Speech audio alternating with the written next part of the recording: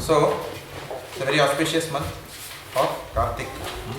What better way of starting Kartik month than by discussing that scripture for which Chaitanya Mahaprabhu descended, which is the Nectar of Devotion. So we will be beginning Nectar of Devotion. I am feeling very happy. I don't know how you all are feeling to start this this journey. Excited to start this journey in Kartik month. It's very auspicious. So before we get into Nectar of Devotion, very quick recap of what we discussed in the previous class. Bhagavad Gita. We closed the 18th chapter of Bhagavad Gita, which is called as Summarize.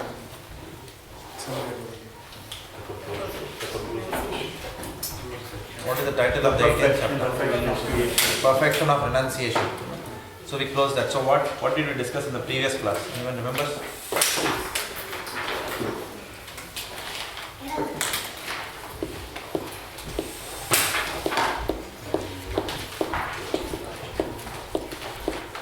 You are not there in the previous class. No, sorry.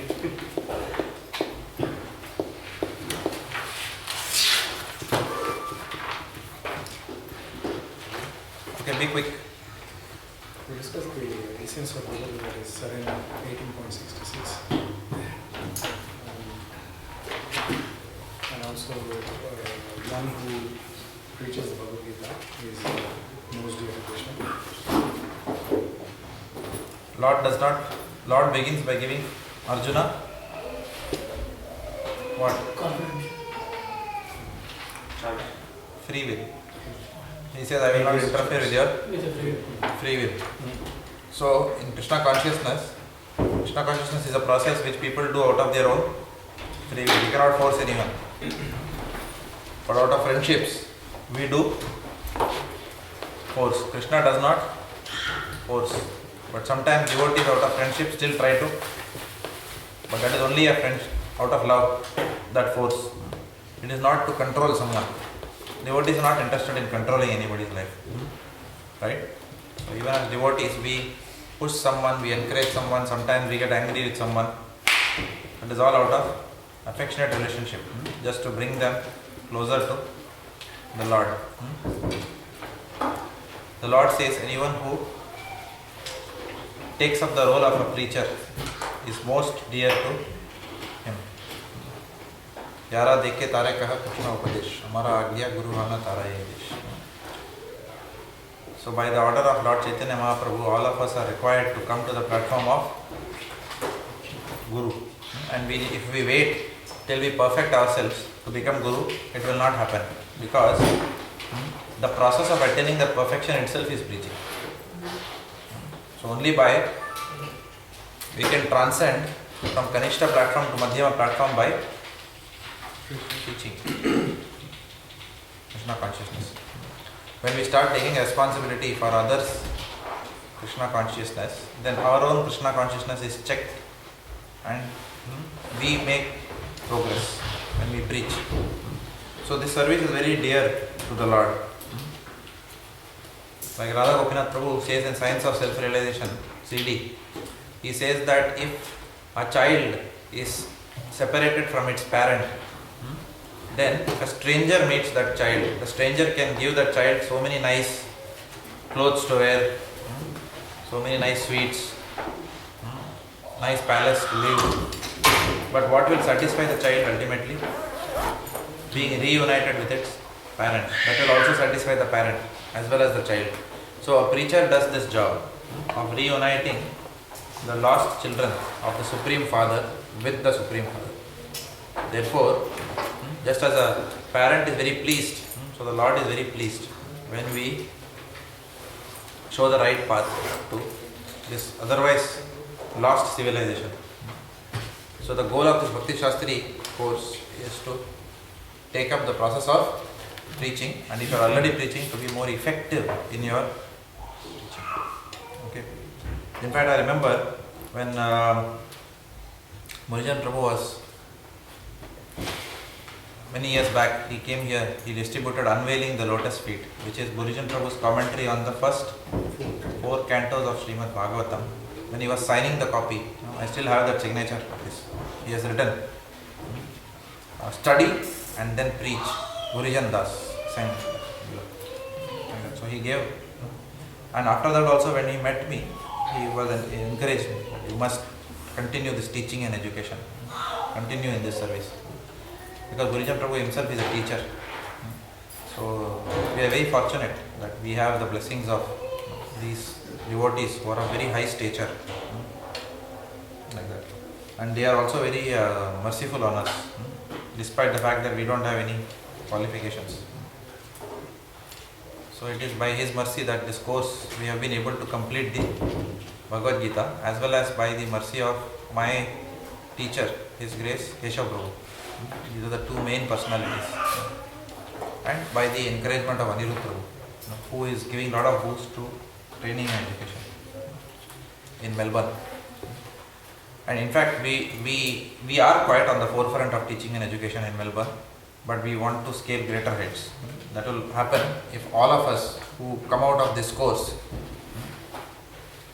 study the scriptures properly. It's not just about passing exams, because usually nobody fails unless they don't submit the assignment or they do a really shoddy job of their paper, which nobody usually will not do. And this is an exam which you are not writing to clear the paper. You are writing whatever for Prabhupada's pleasure. Every time I write the Bhaktivedanta paper or Bhakti Vaibhav paper over the last 8 to 10 years, before writing the paper, I always go and pay obeisances inside the temple to Srila Prabhupada, and my only prayer to him is that may whatever I write, may you be happy with that whatever I produce in my paper.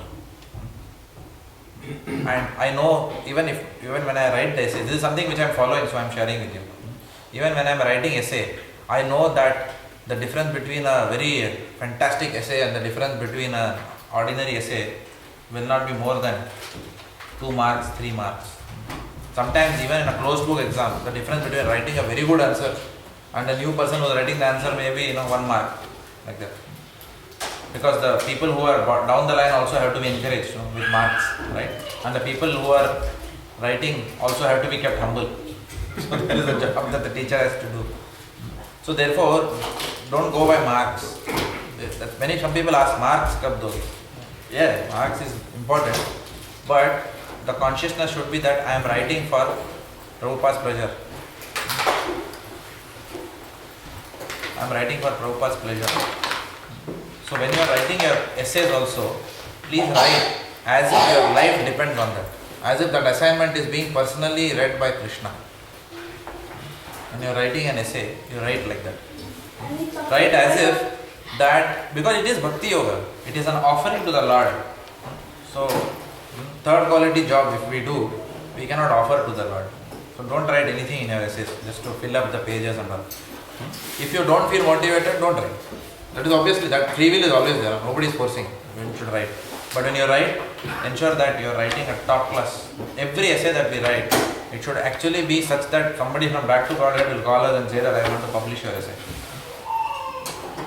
It may not happen. That's not our goal, to publish and put our name below. But internally we should write it again. In fact, we never have given our essays to anybody outside. But we must write like that.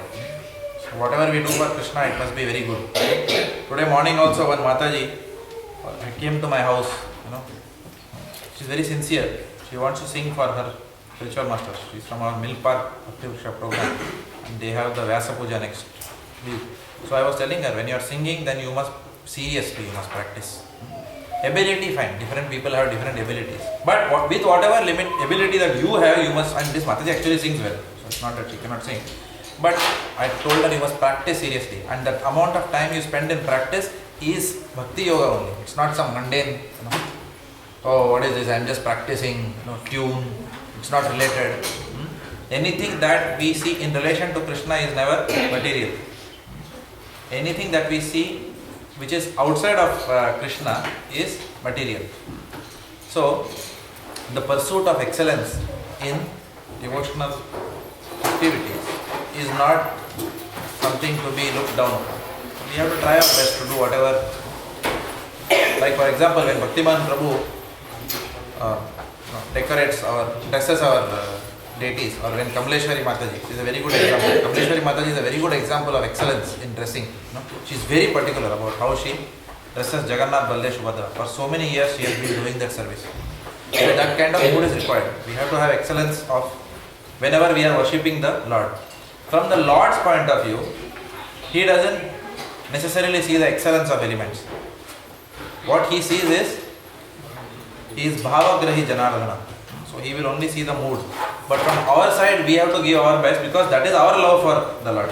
When a mother cooks for the child, does the mother think that, chalo, kuch bhi namak dalte hain, theek hai, I have to do my duty towards my son? Why does the mother take extra care? That Krishna should like this bread that I make. Why that extra element is there? That is because of love. That is because of love. Now, that love is what we all today lack. So, what is the solution? What is the solution? To develop that love for Krishna, which we lack. What is the solution? Studying a book called as Nectar of Devotion. So, Nectar of Devotion book is all about developing that rati or that love for the Lord. Prabhu, please come in front. So that both of us are awake. You will keep me awake and I will keep you awake. If you want, you can get the chairs in front. Why there is so much of distance between us? Camera, if you come in front, how that will be affected?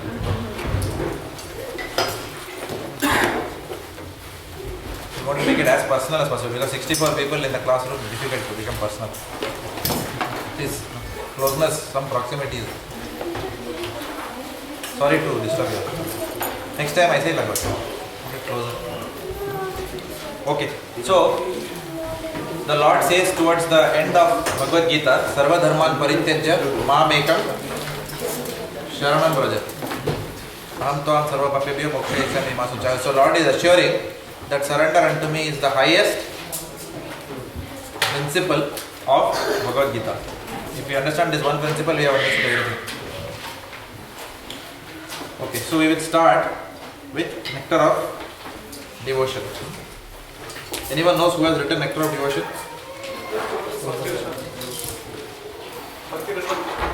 Bhakti Rasamrita Sindhu Maharaj. Who has written Nectar of Devotion? Srila Prabhupada has written Nectar of Devotion. It is a commentary on a book which is written by Bhakti Rasamrita Sindhu. It is written by Rupa Goswami called as Bhakti Rasamrita Sindhu. So Rupa Goswami's book it is. Now the verses in Nectar of Devotion are, most of the verses are quotations from other scriptures. Does it make sense? So if you find Nectar of Devotion, verse so and so, Chaitanya Charitamrita Madhya Lila, don't think that what is this? Is this Nectar of Devotion verse? Nectar of Devotion is taken from Krishnadas Kaviraj Goswami's Chaitanya Charitamrita. So many verses are taken from here and there.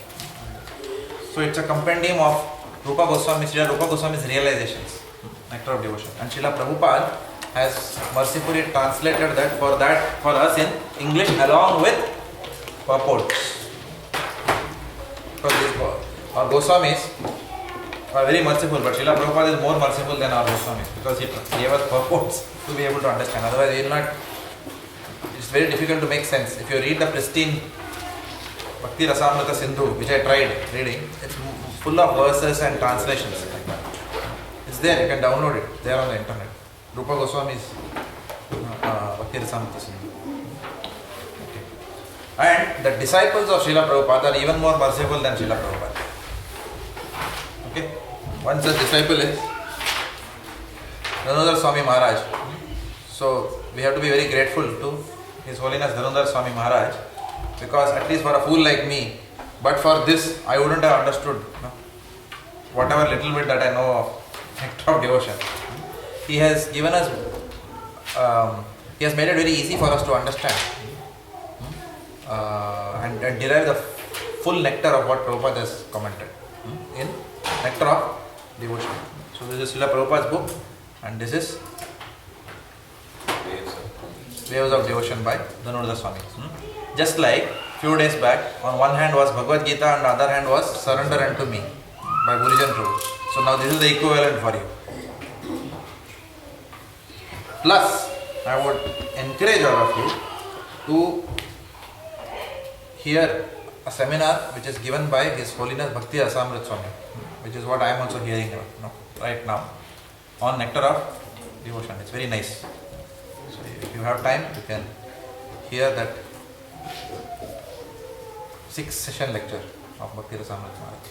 I think he has done 6 lectures, sorry. One lecture is probably spans more than one session sometimes. So, like that. So with the mercy of Srimati Radharani, Shri Radha Vallabha, we will start Nectar of Devotion from today. We have Chirag Prabhu and Mataji joining us. That makes it even more auspicious. Let's welcome them by loudly chanting 3 times. Hari Bol! Hari Bol! Hari Bol! So hopefully you will come again. I was just telling, this is Sanjay Dutt ka principle. गले में हार डाल देने का और photo निकाल देने का. Okay, please come again if you like this class. I was very happy when Ojas Prabhu told me you are coming. It's a very nice way of starting Kartik Mas, because this is the topmost scripture of Gaudiya Vaishnavas. Topmost, ekdam upar. Alright, so all of you might have received a mail from Krishna Prabhu. Anyone who has not received? You are not received. You are not received. Not received or not seen? Not or not received. sure? Not received. Not received at all. Okay. This mail was sent on Friday evening. No, yeah, Friday evening by Krishna Prabhu. It contained the agenda of our class. Okay, what are we going to discuss in Nectar of Devotion? What is your course content? What is the scope of this particular study? That is there in this. Okay. So if anyone has not received it, kindly talk to Krishna Prabhu. Register your email ID. If you are a part of the Bhakti Sastri, you will receive it. But even otherwise, if you want to receive it, then you can talk to him. You can receive this. I'll quickly go through that. For those of you who have not received it, or for those of you who have received it and put it in the folder to be seen later. So we are going to be discussing Bhakti Rasamrita Sindhu or Nectar of Devotion has got several, there are oceans and there are waves, it is mentioned here. So there is an Eastern Ocean, Southern Ocean, Western Ocean and Northern Ocean. So this book is divided into 4 oceans. What is the ocean that we are going to study for our purpose? Only Eastern Ocean. The other 3 oceans are not part of Bhakti Shastri degree course. Okay. There may be some other degree course in future which ISKCON will come up with. They will be part of that. But Eastern Ocean, and Eastern Ocean pretty much is fairly vast. It's an ocean. So ocean is always vast. Is there any particular reason that we only study Eastern? Yeah, we study Eastern Ocean because the Southern, Western and Northern Ocean, for that we have to attain adhikar to study. We have to have qualification to study. Because those are all extensions or deep analysis of the 10th canto of Srimad Bhagavatam. So first, we finish Bhakti Shastri, which is 4 books. Bhagavad Gita, Isopanisad, Nectar of Instruction, Nectar of Devotion. So we are going in this order of Bhagavad Gita, Nectar of Devotion. We'll do Nectar of Instruction after this and then we'll do Isopanisad. Doesn't matter. So, but these 4 books. That's your Bhakti Shastri degree. And then Bhakti Vaibhav degree will be what? First 6 cantos of Srimad Bhagavatam. And then we will get into the Bhaktivedanta degree, which is 7 to 12 cantos of Srimad Bhagavatam. And then we will be doing Bhakti Sarvabhauma degree, which is study of Chaitanya Charitamrita. And then we will do additional courses after that. By that time we will get adhikar, or we will be already back to Godhead, or we will be in our next lifetime. In some species, we will be the human species, I believe, because we have. So read as much as, so life is very short. In short, studying Prabhupada's books is a lifetime exercise. So we should not say, yeah, देखता हूँ अभी जब time अभी आ जाएगा time थोड़ा साल के बाद पक्का. No, it will not work like that. It will just not work. If we postpone devotional service ना, बाद में करता हूँ अभी देखते हैं अभी न्यू ईयर भी आ रहा है 2015 में देखते हैं 2015 में क्या देखेंगे देखते रह जाएंगे बस. अच्छा आयुर्हरति वै पुंसम् उद्यान अष्टम च यन् असौ तस् यत्ते यत् शृणोनीता उत्तम श्लोक वर्तया. Anyone knows the meaning of this? Arvind Prabhu was here, he would have told. He must be knowing. Told many times this verse. With every rising and setting of the sun, we are one step closer to death. Okay, we should not forget that. We should not get too busy with mortgage, reverse gearing, so that life runs out. Because that is not the goal of life. Just now we were discussing, we are reversing the car. One of our neighbors, he has got a big bungalow. He is now he's like that Mughal-e-Azam last scene, you remember? Mughal-e-Azam or Anarkali, where that heroine is, चारों तरफ से wall डाल देते हैं उसको. Anarkali, है? Anarkali. Like that. That fellow has built something like that. It looks so inauspicious, that structure. Just because he has a swimming pool. Obviously he wants, privacy. So he has built something which looks like that. So the whole human life is being wasted in all these things. We have to learn how to swim the ocean of birth and death. What will we do in building swimming pool inside the house? How much can you taste? And today we will see that. Today we will see how Nectar of Devotion brings out this aspect of our lives very clearly. In the preface itself it lays it down very beautifully. So we have to take this bhakti process very seriously, and we have to be in a hurry. Time is less. So we should not procrastinate devotional service. We never know when death can come. So we should get serious, including myself. So if I am not serious anywhere, all of you please remind me. Prabhu, zyada ho gaya. Be serious. Okay. So we are going to be discussing 19 chapters of this book, Nectar of Devotion. Nectar of Devotion is broken up into preface. You can take notes if you like. Preface, introduction. If you don't have notes, don't worry. You can see the recording later on, you can make notes. If you have notebook, very nice. You can make notes. Preface, introduction, and then there are the chapters are divided into 3 based on the 3 types of bhakti. Anyone knows what are the 3 types of bhakti? Sadhana bhakti, bhava bhakti, prema bhakti. 3 levels. Sadhana bhakti is what? Devotional service in practice. Sadhana means what? Practice. Even in music we say na sadhana, riyaz, that is practice. Sadhana bhakti. Next is bhava bhakti. Bhava bhakti means devotional service in ecstasy. And then finally prema bhakti, devotional service in love. So it is divided into 3. So much of Nectar of Devotion, most of the chapters will be dealing with sadhana bhakti. There will be one chapter on nectar of ecstasy, bhava bhakti, and then finally one or two chapters on prema bhakti. So the first chapter is on Samanya Bhakti. Samanya bhakti, same thing. We will come to all those things in the next class. Like that. So sadhana bhakti is also classified into 2. Anyone knows what are the 2 types of sadhana bhakti? Vaidhi sadhana bhakti and Raga Anuga sadhana bhakti. Vaidhi sadhana bhakti is what we are all practicing currently. Raga Anuga sadhana bhakti is, Vaidhi sadhana bhakti is bhakti which is done in deference to the scriptures. Because something is written in the scriptures or something is ordained by the Guru, then we are doing bhakti. That is called as Vaidhi sadhana bhakti. Raganuga sadhana bhakti means spontaneous devotional service in practice. Still it is practice. So both are coming under Vaidhi Bhakti.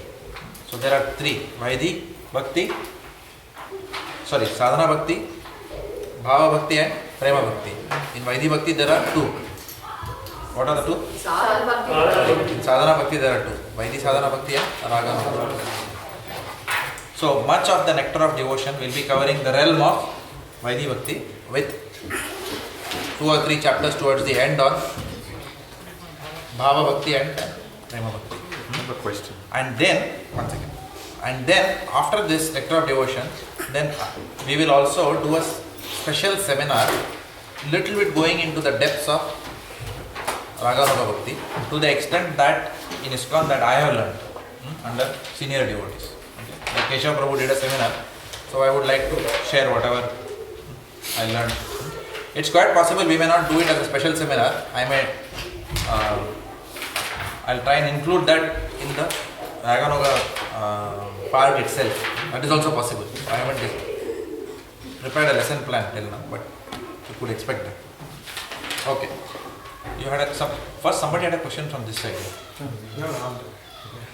With Rag, Well, it might get more clearer to me as we progress, but I'm a little bit confused about Vaidhi Bhakti and Raganuga Bhakti in terms of like the process that ISKCON teaches.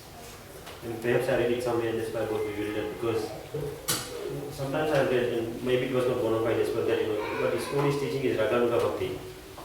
Perhaps we are not doing it perfectly at the beginning, and then we are taught how to become perfect, but we are always on the Raganuga part, not on the Vaidhi part. Because although we are being instructed by Guru Maharajas to do something, it is still on the Raganuga part, but perhaps imperfectly and then become perfect later on. But Vaidhi Bhakti is not what Prabhupada was teaching. And I may be wrong as well, but I'm just confused. So You are wrong. Yeah, that view is wrong.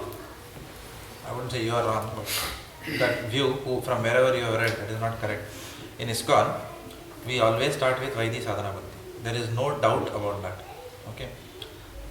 And then when we start doing devotional service spontaneously, then it is Raganuga. Of course, when we get there, then we will learn what it is. It took me also quite some time to understand that. Okay. And the example that comes to mind that I read at that instance was, like if somebody has been instructed to play Mridanga or to sing or to make garlands, so that is kind of Vaidhi because he or she has been instructed to do something. But after some time, when that person is singing from the heart or playing the instrument from the heart or seeing a flower garden and saying, oh wow, these flowers will look amazing on Krishna. So that is the perfection of that So there service. is, So but when it was first told to do the garland service, that was still on the Raganuga part. But now he or she has become perfected in the Raganuga because when the flower is there, instantly Krishna comes to mind. Yeah. So we will discuss that more. Yeah, we will discuss that more when we get to that section. Otherwise, right now we are jumping directly to the last chapter. I think I got my answer from this discussion. Okay. Any other question so far? No. Okay, we'll start. So, as you see in your sheet, introduction, page. Now, don't be too worried about the page numbers there because obviously that is Srila Prabhupada's other edition, the original edition of Nectar of Devotion that we had. Original edition means everything is same, but they have got different covers. Just like Vinaka toothpaste has become Sivaka, no? Like that. Same product inside. Okay. So different colors, hard bound, soft bound, like that. So don't get confused. So in that particular edition, based upon the font size and whatever has been chosen, then it was page number 11, definition of pure devotional service, and then chapter 1, 3 to 17. So this particular sheet, which Suvarna Krishna Prabhu has already sent mail to you, it will give you what are the chapters we are doing, which page numbers in those chapters are important, and what is the topic. So I wouldn't read that because all of you can read it offline, but some of the topics only I'll read, so you get a flavor of what is it that we will be discussing. We'll be discussing definition. Today we'll be doing preface. Preface is very interesting. It sets the context and mood for this book. And then we will start with definition of pure devotional service. Then we will move into 6 characteristics of pure devotional service. There are 6 characteristics. Then we will talk about definitions of sadhana, vaidhi and raganuga bhakti. We will talk about impetus or eligibility for practicing these types of bhakti. We will talk about 4 classes of neophyte devotees that approach Krishna and examples of each type. We will talk about bhukti and mukti vis-a-vis bhakti. We will talk about 5 types of liberation with Sanskrit and English explanation. We will talk about the first 3 most important items that Srila Rupa Goswami has enunciated for all of us in Nectar of Devotion for our practice. We will talk about the the importance of chanting, the importance of association.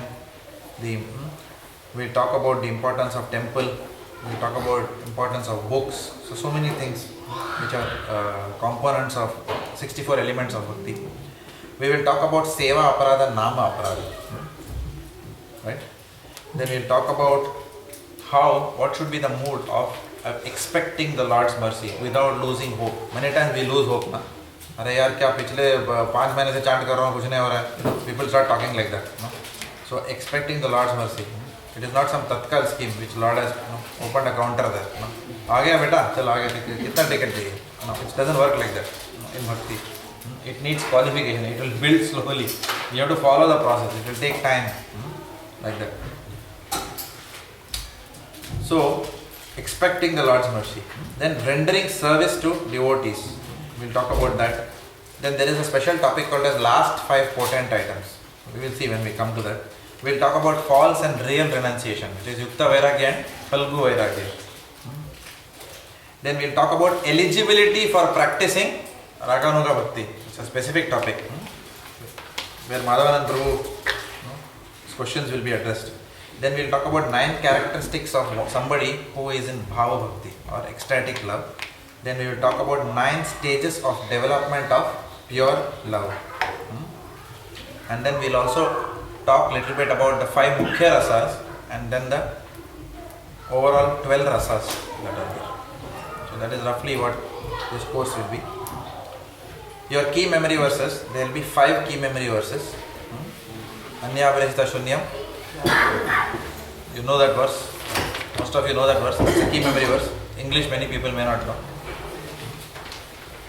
Atha Shri Krishna Namadi. That will be another verse. All that is there in your text. Sarvopadi Vinir Muktam.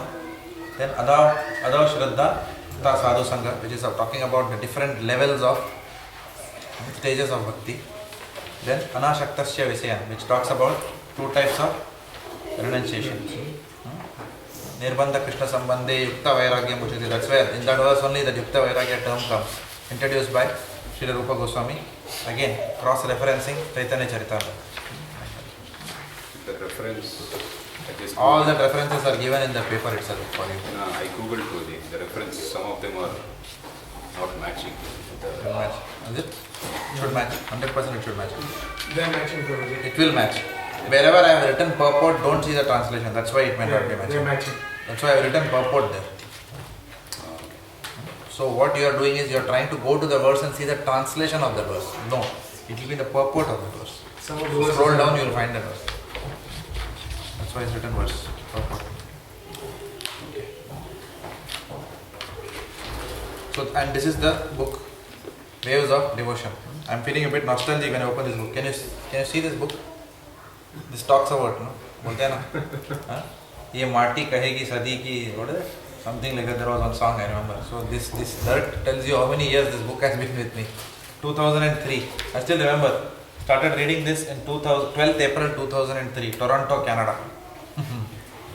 That's the first time I got this book. When my Bhakti Shastri teacher, His Holiness Bhakti Brihat Bhagavat Maharaj, to who also we should dedicate this course actually in one sense, because he was my Bhakti Shastri teacher. So under him we studied Nectar of Devotion. And myself and Emmanuel, I remember we were late entrants into the program. Last May, both of us.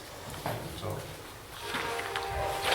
And also Kadambakaran Maharaj did a seminar on Chaitanya Charitamrita where he covered so many aspects of Nectar of Devotion, from Chaitanya Charitamrita Nectar of Devotion. So it was very useful at that time. So all those notes, all those things are from this book. A lot of what he discussed. Okay. So you can open your Nectar of Devotion book. Srila Prabhupada gives this particular verse, even before the preface, before the table of contents. He dedicates this to the 6 Goswamis of Vrindavan. That is a very nice verse which is here. It's part of a bhajan. Anyone knows this bhajan? You don't have a book, Mataji? Share. Try to bring a book, Mataji. Buy a book. Any book distributor here, you can distribute one book to Mataji. Bhakti Rasamrit Maharaj was saying that there is, when you want to study anything spiritual, best is to study from the book. This is a Vedic system. All this, clicking and whatever, doesn't give the same. It's just not the same. Touching the book and where the Lord is there, different things. Saraswati comes in. He still carries so many. Who? Bhakti Rasamrit Maharaj. Yeah, even in the Nectar of Devotion seminar, he said that. Read from the book as much as possible. Unless you are, in a flight, you can't carry weight, then all this is fine. Otherwise, try and get a book where you can, nicely, highlight, make your own notes, post-its like that. Okay. So he dedicates it to the 6 Goswamis of Vrindavan. Srila Prabhupada writes here, Nana Shastra Vicharanaika Nipuno Sadharma Samsthapakau Lokanam Hitakarinam Tribhuvane Manyav Saranyakarau Radha Krishna Padaravinda Bhajana Nandena Mattalikau Vande Rupa Sanatanau Raghu Yugau Sri Jiva Gopalakau. This is a very nice bhajan. Everyone has heard this? You have not heard this bhajan? You have heard this bhajan? Anyone who has not heard, please hear. You have not heard this bhajan? I heard it from Prabhupada sings it. It's just Prabhupada sings, yes. Vande Rupa Sanatanau. This is the one. From that. So, I offer my respectful obeisances unto the 6 Goswamis, namely, let's all say, Srila Sanatana Goswami, Sri Rupa Goswami, Sri Raghunath Bhatta Goswami, Sri Raghunath Das Goswami, Sri Jiva Goswami, and Sri Gopal Bhatta Goswami, who are very expert in scrutinizingly studying all the Vedic scriptures with the aim of establishing eternal religious principles for the benefit of all human beings. Thus they are honored all over the 3 worlds, and they are worth taking shelter of because they are absorbed in the mood of the gopis and engaged in the transcendental loving service of Radha and Krishna. We will also take blessings of the 6 Goswamis of Vrindavan. We will plunge into the preface. Okay? I don't know how many of you have read and come, but let us, if you have not read by any chance, then please go home and read the preface. After you finish this session, maybe tomorrow. Before you come to the next class, please read the preface. So what I'll try and do is, I'll do the facilitation part. So I'll give you a summary of what is the key aspects of understanding the preface. Understanding this preface is important because there are several themes that are coming in this preface. So I'll highlight those key themes for all of you, and we will discuss the key points that are coming up out of this preface. That's what we will achieve today. So, if you want, you can take notes. The preface is divided into several sections. The first part is glorifying the author. First part glorifies the author. It's very important to glorify the author. Why?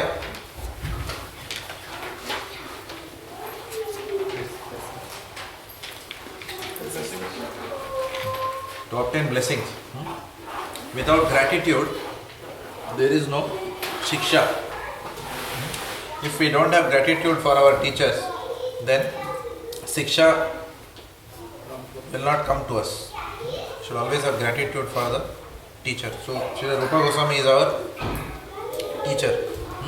And we will see more about that.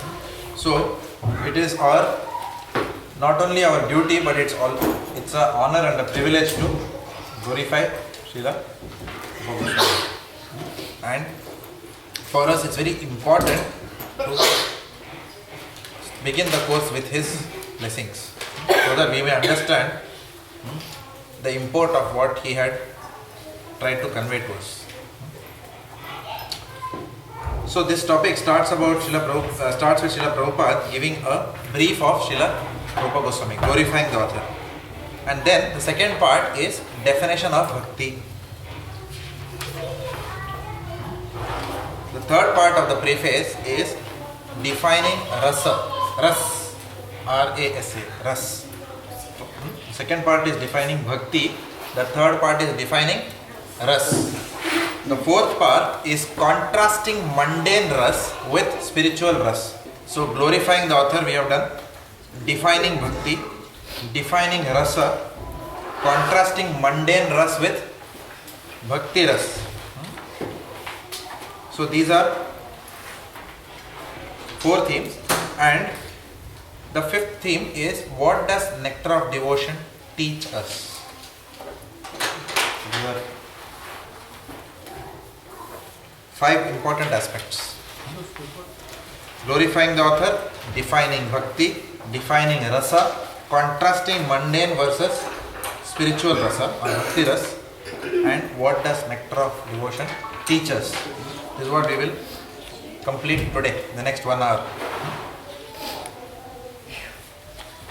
So, as I mentioned before, Nectar of Devotion is a summary study of the book by Srila Rupa Goswami, which is called as Bhakti Ras Amrita Sindhu. Srila Rupa Goswami,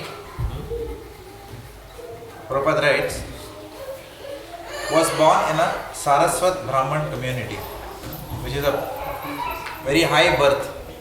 Saraswat Brahman means a very high birth. So he was born, he and Sanatan Goswami, his elder brother, they were born in a Saraswat Brahman community, but they were ostracized. Why they were ostracized?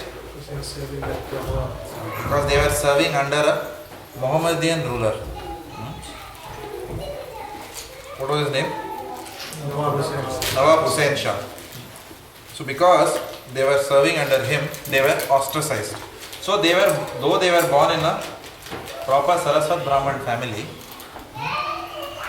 they were working under this Mohammedan ruler, but however they were so good at their jobs that they attained a very high position in their office.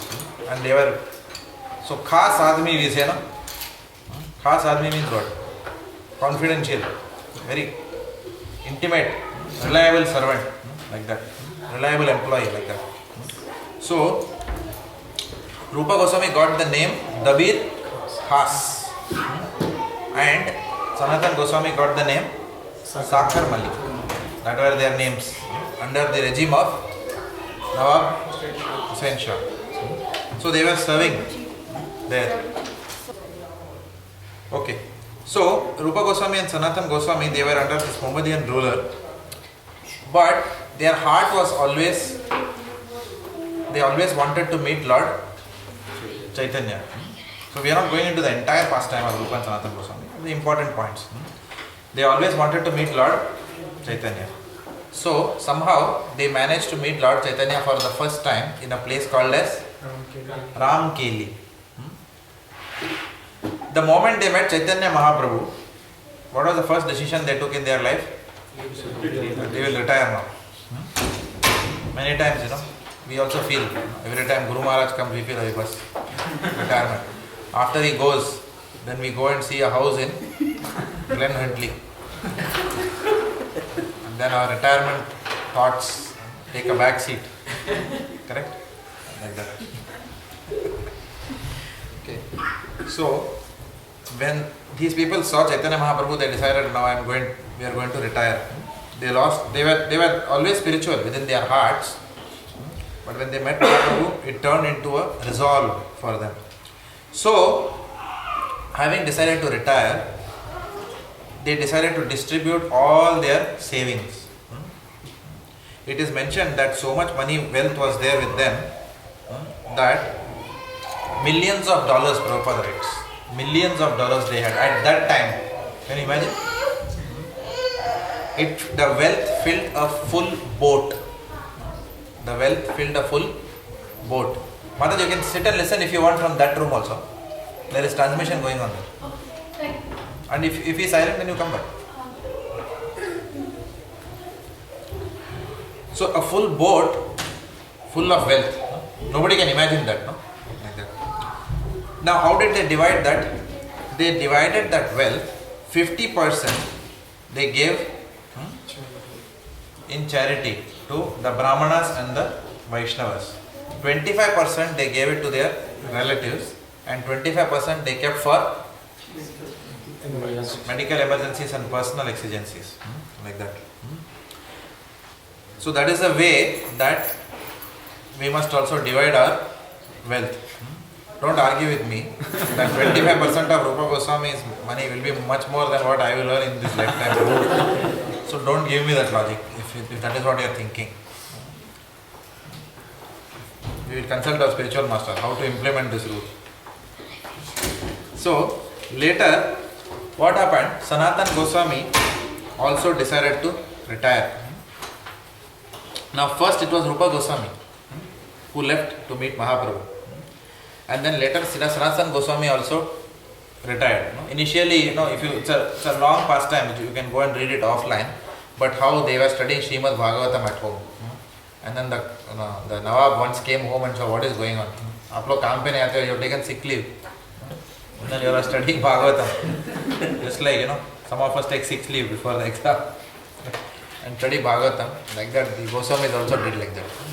So he was very upset that they are doing this.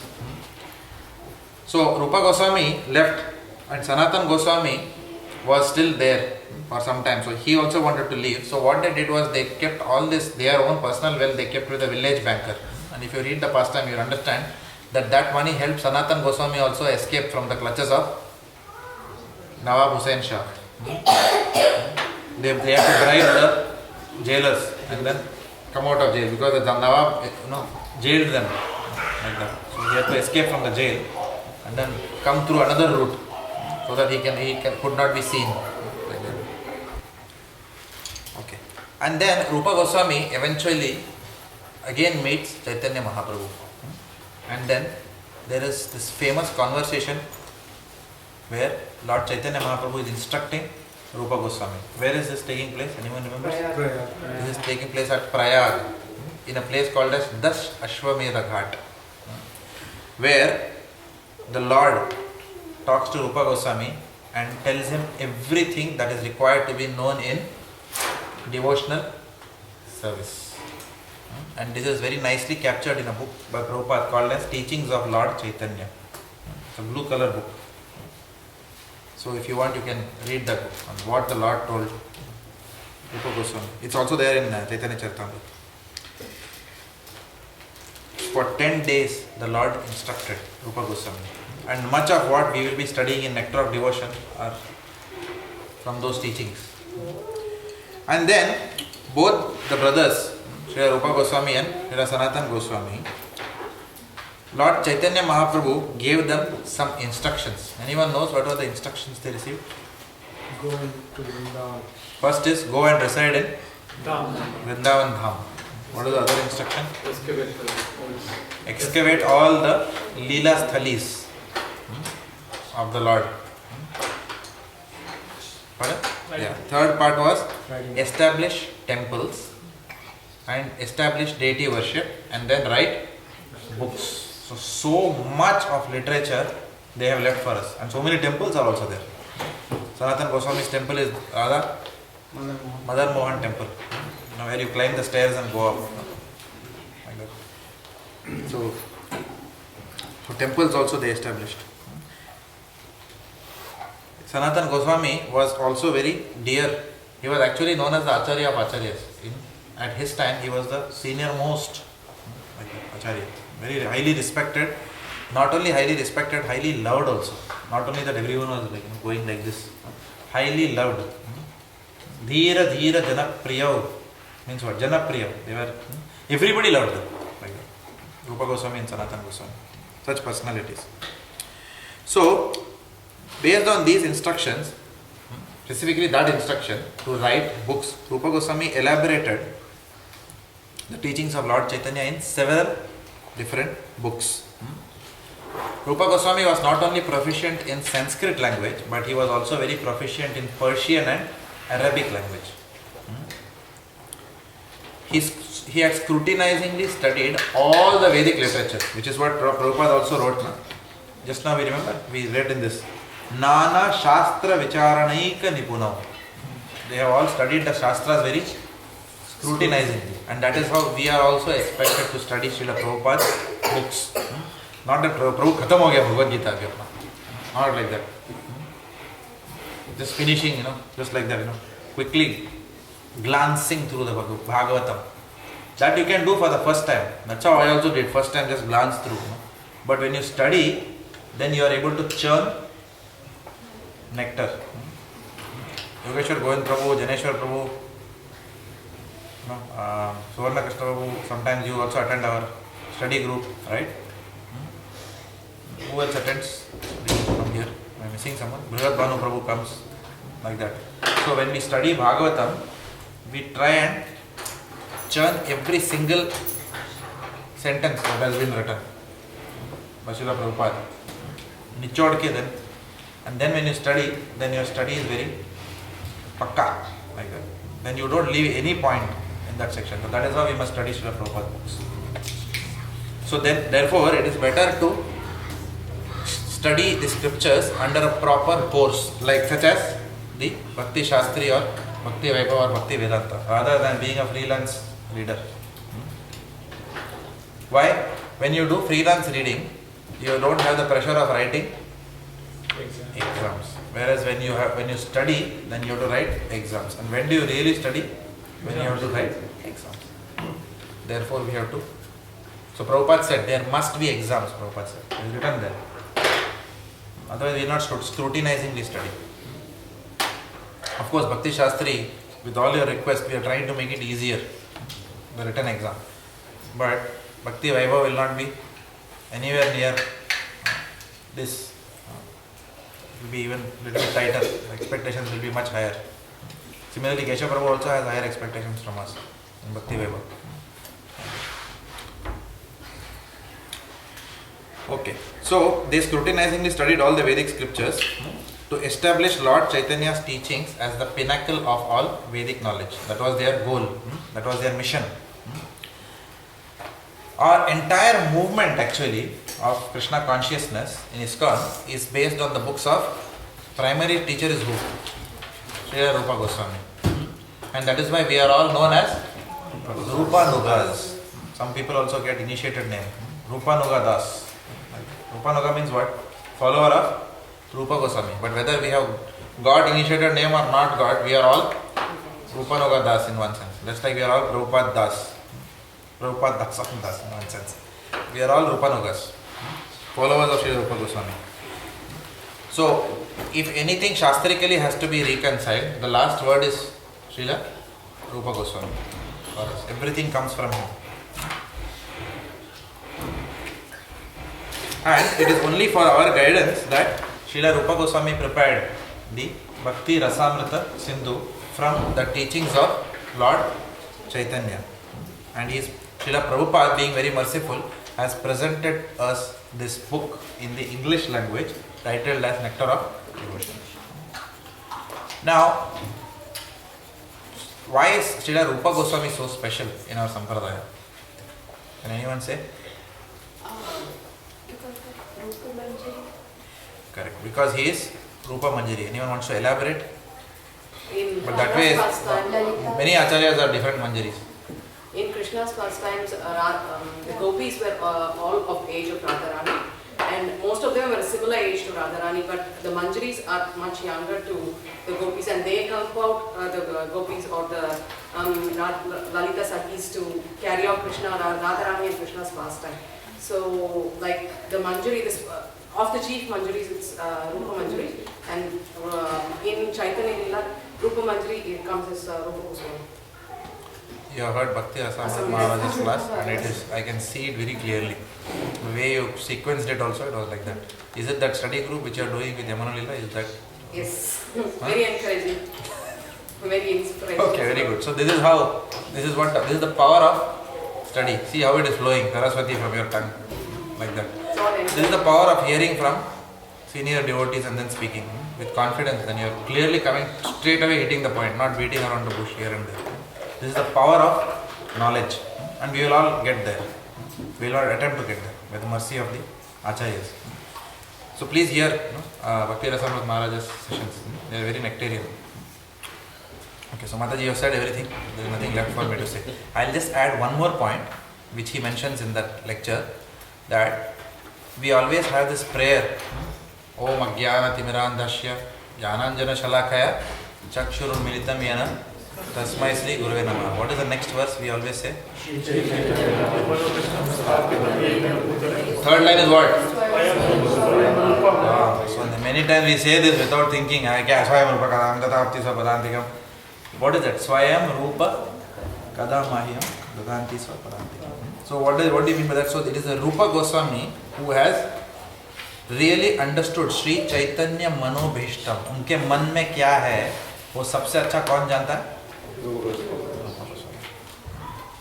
That is the meaning of that. So that is why so he is a very special Acharya for us. Though in one sense all the Acharyas are special. In fact, Sanatana Goswami was senior to him in that sense. Okay, but Rupa Goswami is very special because he knows the heart of Chaitanya Mahaprabhu to the fullest.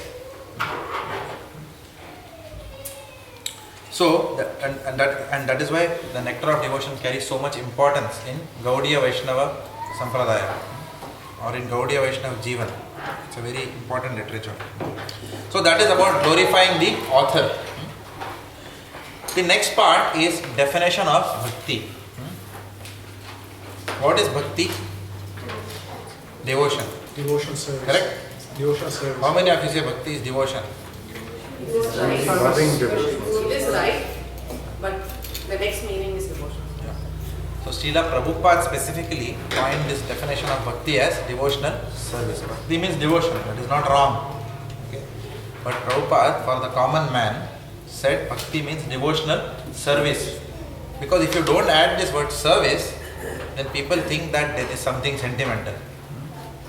I remember few years back, I used to see television mein one girl used to come, Nikunja me biraje ganash Radhe Radhe. There was one song. Have you heard this? Nobody has heard this, huh? Sham Radhe Radhe Ghan Sham Radhe Radhe. Like that. And this girl will be crying like this on television. Like that. So I was thinking, kya bhakti hai boss? You thought? Like that.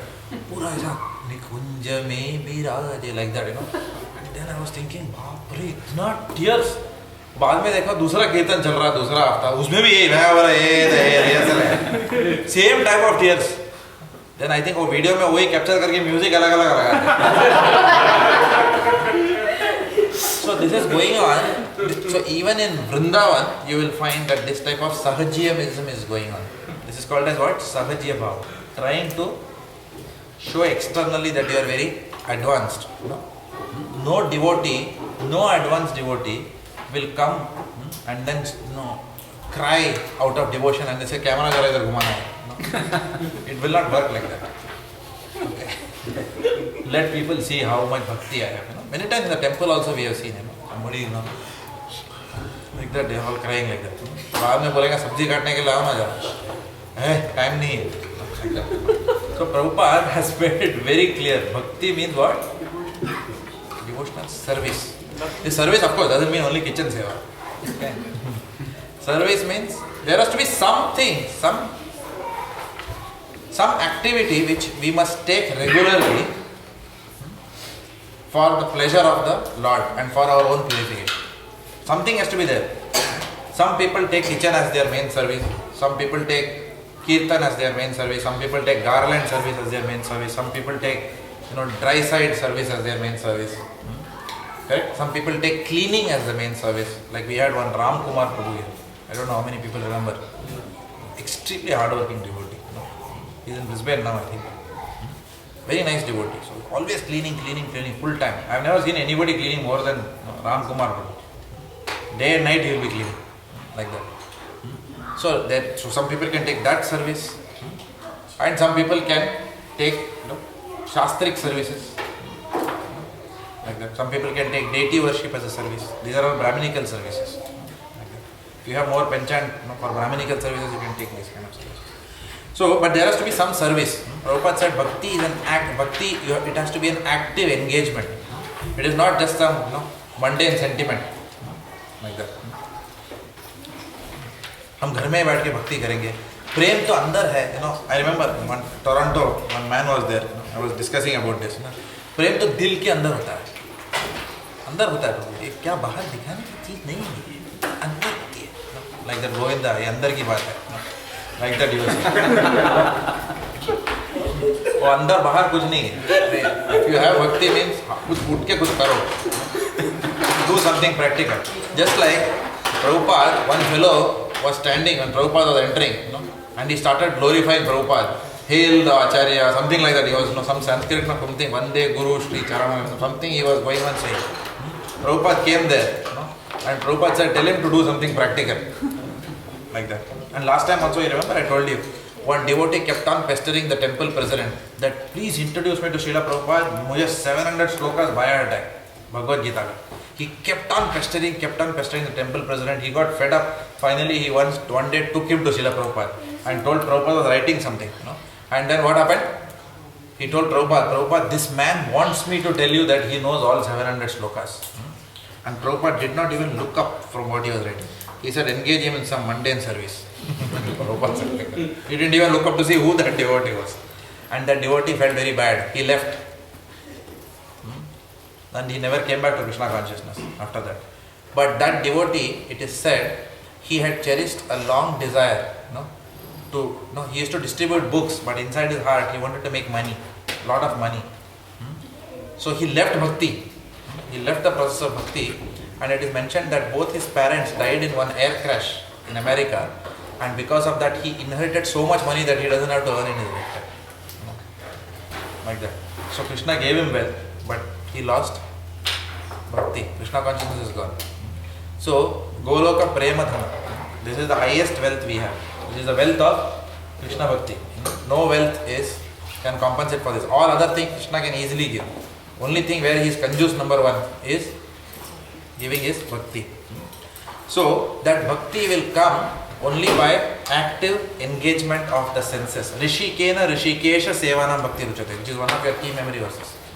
So this is being emphasized here. Prabhupada is very upfront defining bhakti as not a mundane sentiment. It is active engagement of the senses. 9 processes are given. Shravanam, Kirtanam, Vishnu Smaranam, Archanam, Vandanam, Dasyam, Padasevanam, then Sakhyam and Atma Nivedanam. So many processes are, 9 processes are there. So in some process or other we can always take and worship the Lord. So it's important to take some regular seva in the temple, especially if we don't have a penchant for philosophy. The moment we sit in Bhagavatam class, then we are in Yoga Nidra, like that. Then that means what? We have to take up some service, because only by taking up service will we get affinity for hearing the messages of God. सुश्रुषो श्रद्धाधानस्य Vasudev कथा रुचि. अगर वासुदेव कथा की रुचि नहीं आई है अभी तक, if it has not come, then that means do more active engagement, and then automatically the affinity will come. So this is the definition of bhakti. The second part. You had a question? No, I had a comment. I heard one lecture, senior devotee was saying that when we actually do some physical service, Krishna becomes indebted to us and he will never leave us. That is the importance of doing some particular service for him. Very nice point. Right. So can you repeat that again? When we do practical service, Krishna becomes indebted to us and he will never leave us. Even if we cannot do a physical service, even if we do the service in our mind, still he becomes indebted to us. And we saw recently, when we were studying Bali Maharaja's pastime, it is mentioned that when Vamanadev was coming into the arena, All of you remember the past time. Vaman Dev was coming into the arena. Bali Maharaj wasn't, because all these demons are sitting around, so he could not get up and pay obeisances immediately. So he checked himself. But internally in his heart, he paid obeisances to the Lord. And the Lord remembered that. And the Lord rewarded him with more wealth than more opulence than even the demigods ever had. On top of that, the Lord came personally with him, saying that, look, I am putting you on the subterranean heavenly planet, which is more opulent materially, but there is no piety there. But my Udar, I will also send devotees there and I will come personally also. So you will have money also and you will have bhakti also. It's a double whammy. Correct? Paisa bhi hai, bhakti bhi hai. Correct? And on top of that, after you finish your duration there, you will go and live again in the upper heavenly planets, and from there you will come back to Godhead. Now, इससे अच्छा insurance policy किसको मिलेगा? And all this for, he had just wanted to pay obeisances mentally. This is the extent. Of course, the genuine doesn't mean that we should try to do mentally when we can do physically. Lord, mentally I am giving donation for Janmashtami. Because the Lord knows, He is Bhavagrahi Janardana. पता है who is genuine and who is rascal. So whatever physically we can do, we must do. And when we can't physically, then He knows our condition and then He will accept our intention, because He is Bhavagrahi only. Even when you are doing physically, sometimes the Lord may still accept some devotee who is doing mentally more than someone who is doing physically. Why? Because we may be doing garland service, but there will be so much lafra with devotees that garland will be tainted with the blood of our fights. Subtle blood. Correct? So much fighting will be there in that garland service. By the time that garland gets ready, how much of thoughts, negative thinking has gone into that garland, and then it goes into the neck, shoulder of Rishi Radha Vallabha. So better than that is sitting and doing a nice stringing garland mentally for the Lord with love. Because He is Bhavagrahi. He is mainly Bhavagrahi only. Because we cannot give Him any charity. What garland can we make for the Lord? He is the source of flowers. He is the source of intelligence by which we know how to make garlands. He is the ability in man which gives us the skill to make the garlands. So what are we giving Him anyway? He is giving us everything. So therefore, that is the importance of the mood in our service. That is why I said, even when you are writing, when you are studying for your Bhakti Shastri course or Bhakti Vaibhava or whatever, then every essay you write, every study that you do, every verse you do, may you be pleased with the sincerity of my study. May you be pleased with whatever I write. That should be the mood. Then everything is perfect after that. What marks we get is immaterial then after that. Okay, so we have defined Bhakti. Third is defining Rasa. Now this is very important to understand. So please be very attentive. Defining Ras.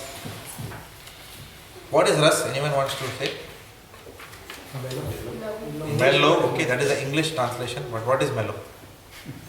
I remember when I was doing my, when I was studying for GRE, from Barron's list. Have you heard of Barron's? GRE, there was one word called as rustic. I didn't know the meaning of that. So I studied rustic means pastoral. Everyone clear? Rustic means pastoral.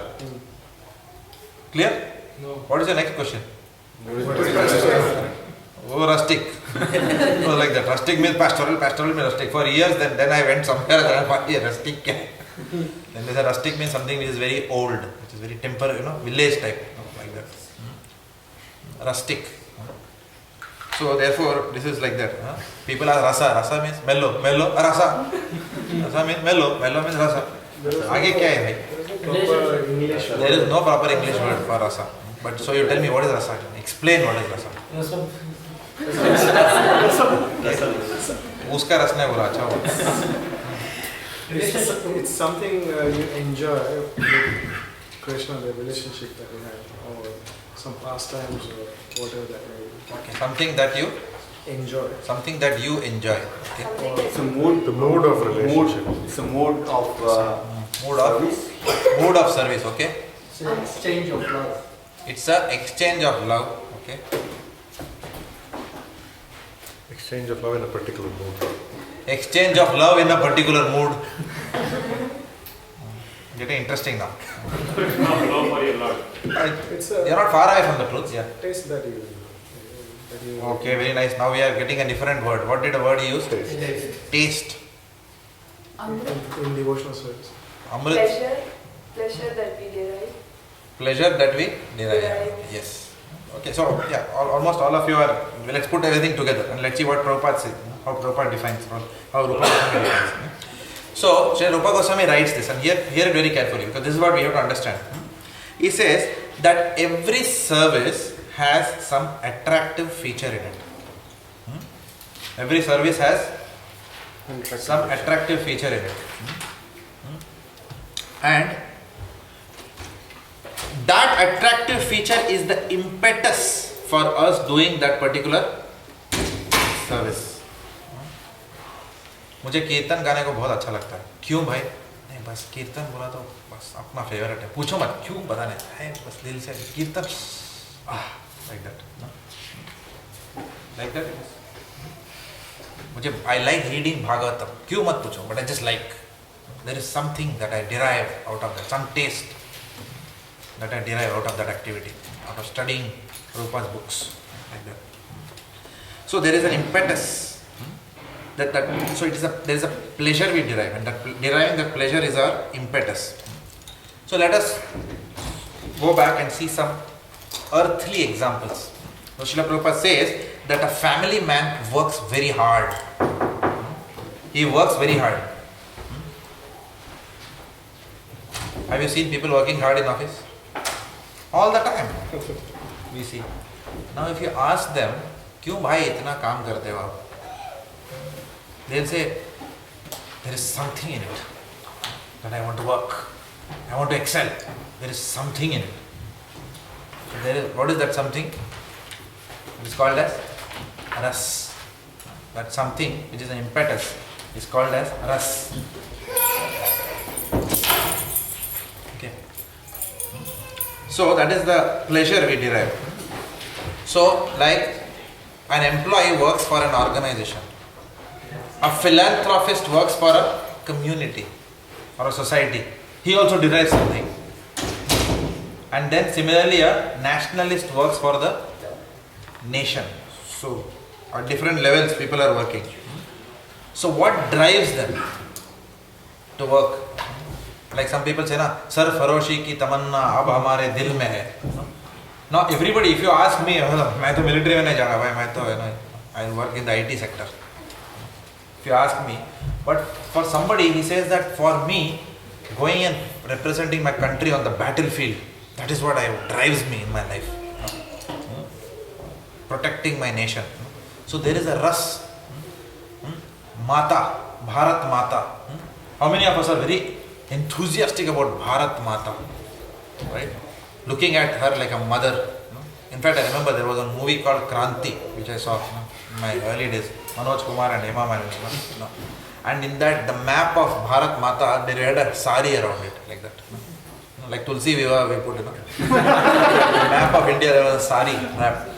So then you are seeing the country itself as a mother, a person who you have to protect your mother. And then with that mood, you are going. And when you die, then they say, Vatan ke liye jaan bhi, no? What is that? Dil diya hai, jaan bhi denge. No? Ay, Vatan tere liye. No? Like that.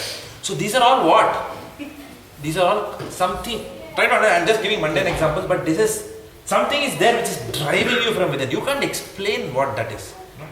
Somebody will say, अच्छा इतना वतन के लिए तुम क्या जानेगा यार भारत माता के लिए मेरे दिल में क्या है. So you can't explain that. It is inexplicable. That is why it cannot be put in some words. To serve that particular personality, it comes from the heart, like that. My godbrother Shyamanand Prabhu, I was hearing Rasa Tattva. Again, if you want to hear about Rasa Tattva, please hear this lecture by Shyamanand Prabhu. Again, it's there in ISKCON Desire Tree, but I can give you USB. So he says that why do people go and watch a soccer match? At the end of the day, what is there? It is a leather which is filled with air. There is a net which is weaved of cloth, and then there are some dandis which are kept. And somebody is calling that as a goal. And then there is, people are just kicking that leather thing which is filled with air. Actually, it's just kicking. But उसमें then the cameras, the media, and then वो slow motion, fast motion, उसका girlfriend वो football वाली का. So everything they are telling you. So you are seeing so many things like that. The commentator, then there's a music, all this, and then there is some excitement, some adventure which is coming in. The adventure of the ball going towards the goal, and then it's going at an angle, and it's going inside that. Ultimately, क्या है वो ball लेके Gauran Prabhu was staying in that. His grandmother was watching cricket. He said that why everybody is running after the ball. सबको एक एक ball दे दो. क्यों एक ball के पीछे भाग रहे हैं? Let everyone be happy. सर्व सुखी ना हो. वो एक ball के पीछे so much is there built around that. Cricket also, what is it? If you actually see, एक wooden stick and then tuck करके उसको मारने का. Somebody will throw that thing and around that there is an industry. Then there is T-shirts coming in. There is a religion around that. They are worshipped in temples. So, what is it that drives people towards these things? So he says, he concludes very nicely. He says, this is what they are looking for is not kicking the ball. That is just that's just one sport. In another sport, the ball is being hit with a wooden bat. Okay, but what they are all looking for is what? One beautiful word he says and clarifies everything. He says adventure. Every human being is looking for adventure. Even in our jobs, we take up a very complex project and say, I'll execute Patal Ganga plant, Hazira mein main khada karunga. Jamnagar refinery, I will take charge. And there is a adventure in that because there is a risk you are taking, right? In that you are putting your credibility at risk to take a very big project, like that. So there is an adventure, there is an excitement. Oh, it's going live. Oh, fantastic! The petrochemical is petroleum is coming out from the other end, like that. So then there's a thrill there, like that. Whether in professional life or in sports life, so everyone is looking for adventure. But actually, who is adventure? In Bhagavad Gita, what did we say? Study. I am adventure. Lord says, no, I am adventure.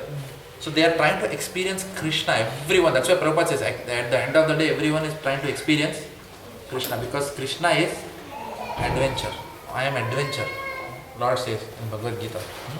So that is one aspect of mundane rasa, where we are trying to experience some thrill, some adventure.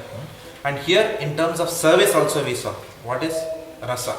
So there is thrill, there is excitement, there is an impetus to do it again and again, having derived that excitement and that joy, that bliss which you are deriving from that activity. So that is the driving force or rasa, and the taste of that rasa is very sweet. So that is the definition of ras. Is it clear? So every service has an attractive feature. There is an impetus which we derive. That impetus, why we derive? The impetus is the pleasure we derive from that activity. And then we saw several examples. So the driving force is called as rasa. The driving force which drives us into that activity, that is called as ras. उसमें वो रस है इसीलिए मैं करता हूँ. Like that. Does that make sense? Now let us contrast the rasa of this world, the mundane rasa, with the bhakti rasa, because obviously we are not discussing football or cricket here in this program. So there is a mundane rasa and then there is a bhakti rasa. What is the difference? Okay. So Srila Prabhupada writes that mundane rasa, which is there out of material activities, that mundane rasa at the end of the day is non-different from sense gratification. Ultimately, through this adventure, what are we trying to do? We are just trying to satisfy our senses, which gets a thrill out of these activities. Sometimes, when I am thinking, why am I watching the World Cup final? मुझे तो 4 आना मिलने वाला नहीं है इसमें. Correct? I am not going to get $1 out of this. But why am I sitting and watching this? Sometimes, Germany is playing against Brazil. How do I care? I am neither coming from that country, Germany, nor I am a Brazilian. But still, why I care? Why does anyone care? Because if you actually see human psychology, when we watch that match, when we watch that Messi going and putting that shot inside that goal, we start identifying ourselves with that character. That is why it gives us an excitement that he's going. We always try to identify with one team. That's why he says, who do you support? And if you say, no, I am neutral. Huh? Even when we are watching England versus some Zimbabwe World Cup, still you will have some preference. Oh, I wish this guy should win. Just because you like the face of the captain or something like that. And then you will start relating to that team only. And if they get out, you are also miserable. Oh my God. Or you may simply not like some bowler from the opponent side. Because he is in that side should lose. So somehow we try to impose ourselves on that personality and see. So therefore when they win, we think that we have won. Just like the Mayavada philosophy. Just like the Mayavada, everything is won. But actually we have not won, neither we have lost. We have to go back, pack our bags and go to office next day. In fact, we might get a firing. Why were you not there in office yesterday? Nobody is going to reward us. Oh, India won, very good, congratulations. You were also part of it, watching. No. That fellow who has won, he will get an award. No. We will lose one privilege leave. Correct? And next day we have to sit overtime and do our jobs. So why do still people do this? Because we watch all these things because we put ourselves as the personality. Inside there, like that. So, mundane rasa is non-different from sense gratification. And the relish or taste that mundane rasa gives does not endure long. It will not endure long. And therefore, because the mundane rasa does not give us enduring satisfaction, therefore we have to change that activity every now and then, for us to be able to derive pleasure out of that activity. So, relish or taste does not endure long. Therefore, we have to change our position of enjoyment. For example, Prabhupada says, a businessman, he works 6 days, 7 days, 6 days a week, very, very hard in his business. But 7th day, what does he say? Or maybe he works 7 days a week. Some businessmen I know work 7 days a week. If you ask them, छुट्टी कभी है? छुट्टी है धंधे वालों में यार कहाँ छुट्टी? वो तो आप नौकरी वाले लोगों को छुट्टी है. So they will work 7 days a week. Okay. Now for a person who works 7 days a week, what happens after some time? He says that अभी बस अभी break लेके ना कुल्लू मनाली जाते हैं family के साथ. So they will go to Gold Coast or East Coast or West Coast or some coast where they will make bread toast and eat in the morning. Correct, no? Correct. So somewhere people will go and try to do something different over there. कुछ नहीं तो एक नया ऐसे एक T shirt हो colour वाला ऐसा बीच का स्टाइल का एक shirt and then one colour shorts something just कुछ तो उल्टा करो क्या फर्क पड़ता है क्या पहना है the condition of the body is the same condition of the soul is the same right still we want a change and then we say where you want to go we want to go to the beach के पास जाके first class it's like the great ocean drive कब आएगा great ocean अब भी आएगा mummy पा first class abhi aayega when the parents come and show great ocean and then when it starts then what happens oh blue color because in India black color no river blue color hai pani yahan pe so you go and then the sands are golden shining in the heat and you go you drive 15 minutes 20 minutes after that it's asking koi aur aane wala hai nahi and then you'll say 5 घंटा में ऐसे ही जाना पड़ेगा और उसके बाद 3 पत्थर दिखाऊंगा 5 stones I will show you. There is some rasa in that. You say these 5 stones are apostles. Photo तो देखा मैं इतना दूर आया What is that? क्या है ऐसे पत्थर तो बहुत मिलते हैं. But still there is something, you will say then no photograph nikal ke whether you enjoyed or not. What will you go tell when you go in India?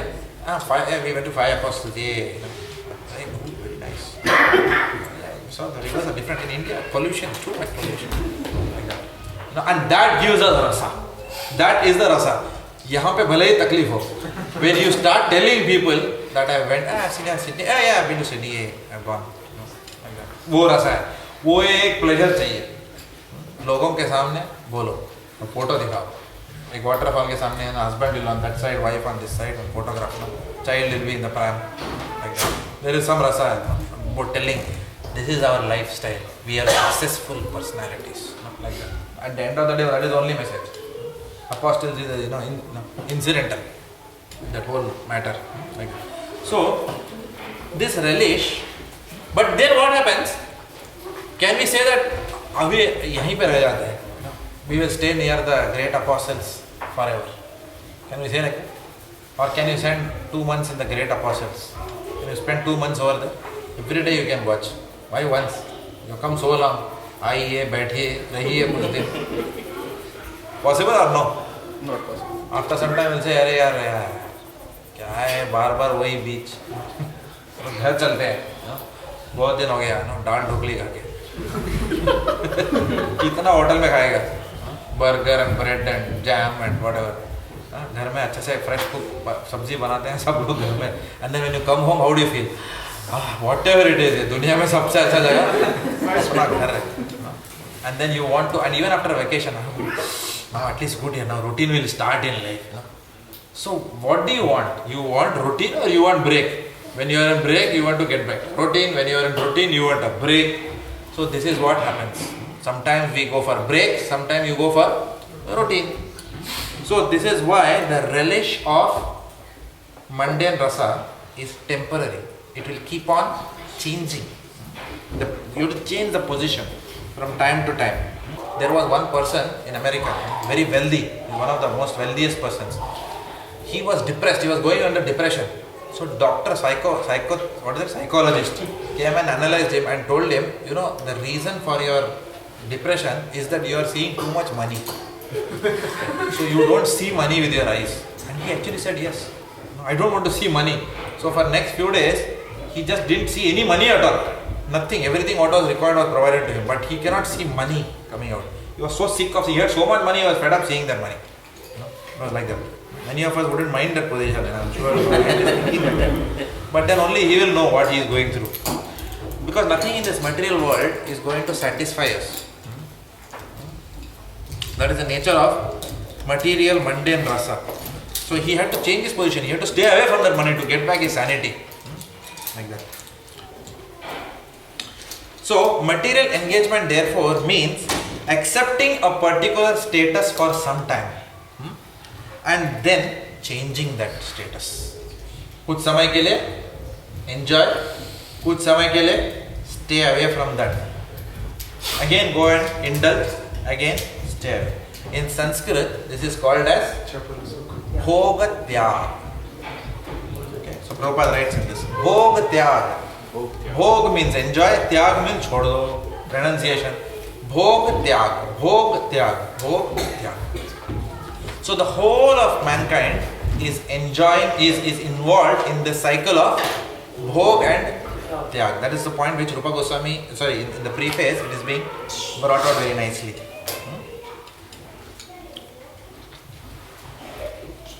Okay.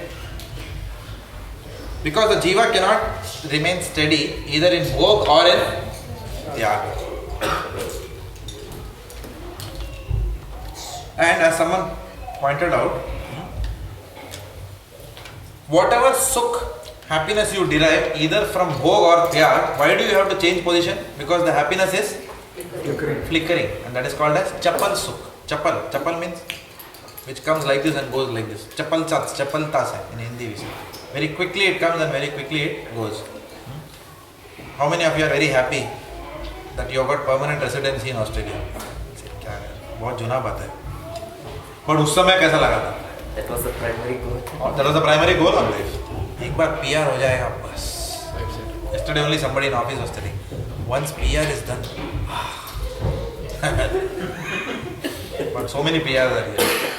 Then you'll say, oh, citizenship. I was also thinking, when I saw Chiru Prabhu was my inspiration. I saw Chiru Prabhu के तो मजे citizenship हो गए.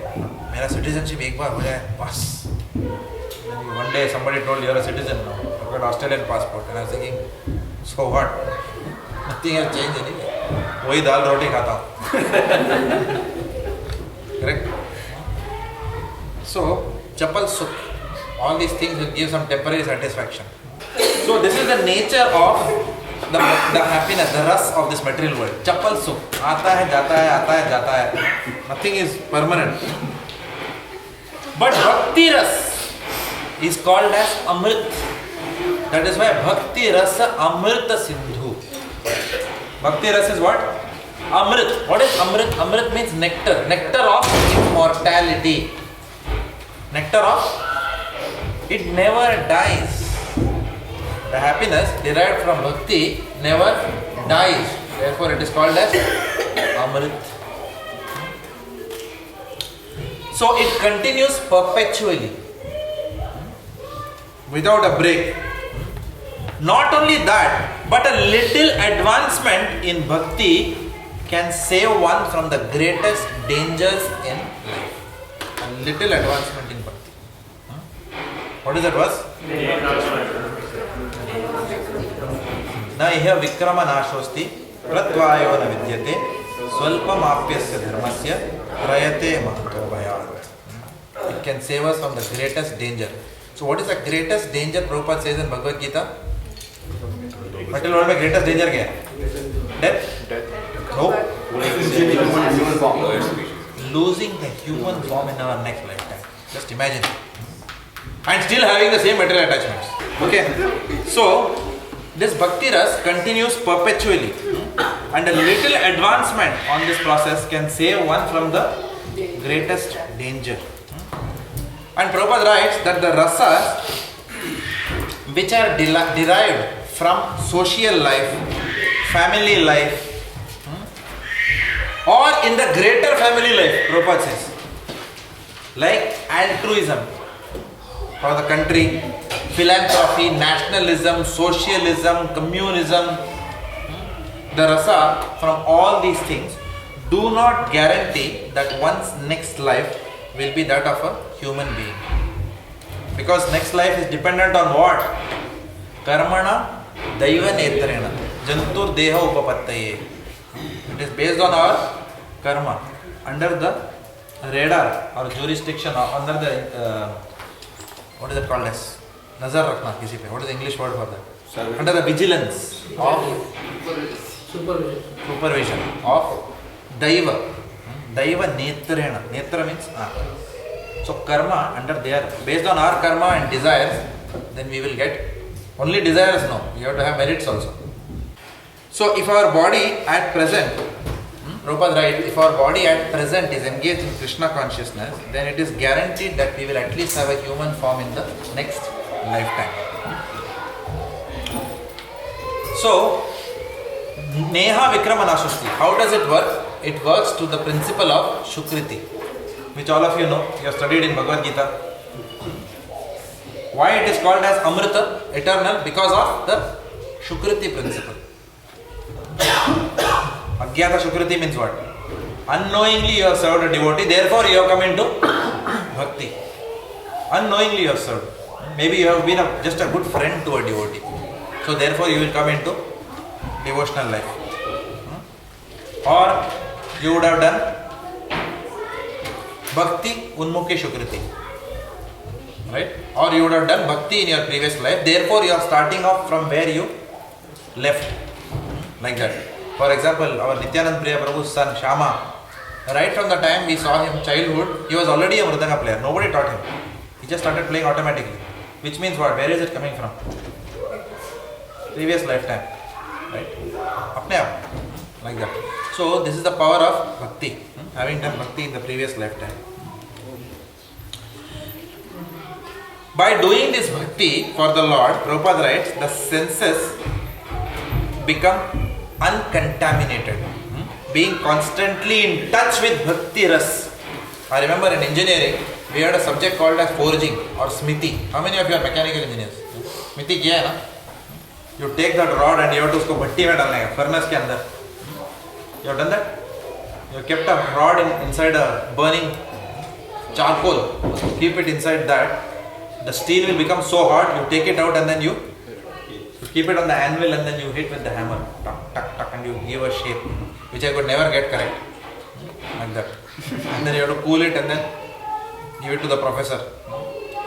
So, the iron rod takes the nature of fire because it is in association with that fire. So if our senses are constantly in association in Krishna's service, then all the impurities will get purified. And this is one of Prabhupada's brilliant examples. Okay. So the senses become uncontaminated. In the beginning, Prabhupada writes, in the beginning, one is trained according to the principles of regulation, which is called as Vaidhi, Sadhana, Bhakti. In the beginning, one is trained according to the principles of regulation under the guidance of a spiritual master, and gradually when one is elevated, devotional service becomes automatic or spontaneous. As if preempting your answer. Where eagerness to serve Krishna comes. And you can see, we don't have to be a very pure devotee to see that eagerness. Sometimes you can see that you are eager to do something. Have you seen that in your own life? And or in other devotees' life? I remember, Yamunalila one day, few years back, she decided that every day I will go for Mangalarti, in Kartik month. And she goes. So then I saw that eagerness automatically coming inside her. She is going every day, like that. Or nowadays I am seeing a lot of eagerness for deity worship. I also tell, already you are doing 3 days, another 4th day you want to do. So you are not sleeping, so there is an opportunity, let me do, like that. So gradually when you start doing, then Lord awards us with the eagerness. That eagerness is also awarded, like that. The more you do, the more you start liking and enjoying it. Okay. Now what does Nectar of Devotion teach us? That's the final part. We'll close with that. Another 3-4 minutes, we'll stop. Final part. What does Nectar of Devotion teach us? Srila Prabhupada concludes the preface by saying that we all have a propensity to love. Don't we have? Who do we love most? Our family, right? Especially the mother or father loves the child the most, right? We all have a propensity to love somebody or the other. Either it is oneself or an extension of oneself. My family, my nation, my society, my community. So, by studying Nectar of Devotion, we will learn how to love all. Okay? Service starts with love all in tennis. So it's got all the components of lawn tennis. Service bhi hai or love all bhi hai. So learn to love all by loving Krishna. This is what Nectar of Devotion will teach us. Prabhupada gives a nice answer. He says that one switch, which if you switch on, all lights will be switched on. वो एक दिया अपने दिल में जला लो, कृष्ण भक्ति का, by which everything will become illuminated in your life. Mother, 2 more minutes. How can we live in this material world perfectly engaged in devotional service and thus fulfill all our desires in this life as well as the next? That is the second lesson we will learn. How we can live in this material world perfectly engaged in devotional service and fulfill our desires in this lifetime as well as in the next. So we will learn that. Prabhupada gives another analogy. He says, seeing oneself in the morning means seeing the sunrise also. Without seeing the sunshine, no one can see himself. You talk about the morning. Don't tell me tubelight drive. I'm doing material logic. Prabhupada is writing about natural living. Because of the sunshine, we are able to see ourselves and others also. So, by having the light of Krishna at the center, we will be able to see Krishna in everyone's hearts, and by that we will be able to love everyone. And Prabhupada says, unless one has realized Krishna, there is no question of self-realization. So Prabhupada says, this particular study of this Nectar of Devotion will help us develop love of Krishna. And by loving Krishna, we will learn how to love all. Because yatha taror moola nishechanam tripyanti yat skanda bhujopashaka prana arhas, what is it? Prana uparascha yathendriyanam sarva arhanam achyutejya. By pouring water into the root of a tree, then the nourishment goes to all the branches and the twigs. So by developing love for Krishna, we will automatically develop our love for everyone. And that is what Nectar of Devotion will teach us. So with this, Prabhupada ends the preface. So we saw how many points? Just to summarize, 5 points. Glorifying the author, defining Bhakti as devotional service, defining Rasa, contrasting the mundane Rasa of this world with what is spiritual Rasa, and then what does Nectar of Devotion teach us. Srila Prabhupada ki.